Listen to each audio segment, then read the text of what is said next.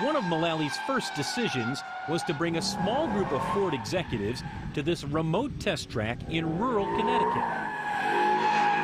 It was here, at the nonprofit Consumer Reports, Mullally and his team got a blunt assessment of Ford's quality. And blunt it was. If you compare a Ford vehicle now with a Ford vehicle 8 years ago, what's the difference? I wouldn't have touched a Ford vehicle 8 years ago.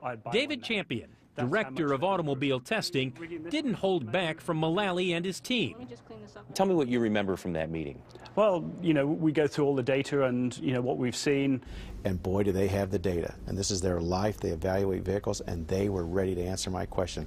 And within a couple of questions, the Ford team that I had there kind of interrupted them and started to explain to them why the Ford vehicles were the way they were. And Alan said, no, we're here to listen. We're here to learn. And let's write down everything that everybody says, because we're going to seek to understand before we seek to be understood.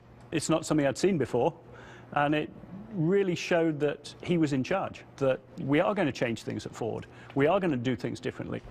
What followed were brutal, high-level meetings Mullally ran in a command center 1 floor below his office.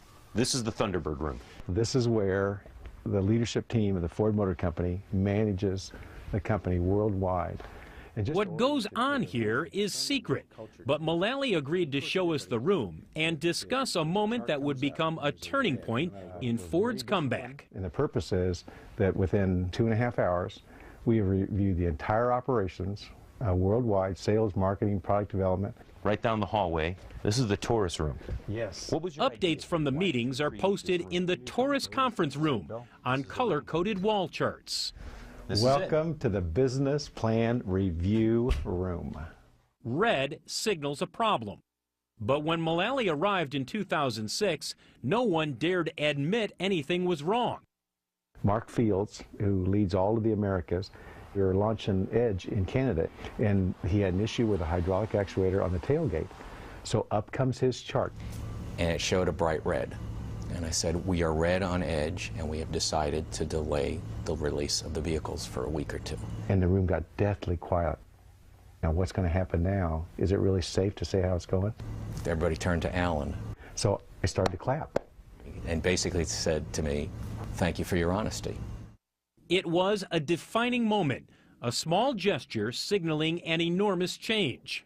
Almost immediately, other executives felt free to admit they too had problems. And in November 2006, these wall charts suddenly turned into a rainbow.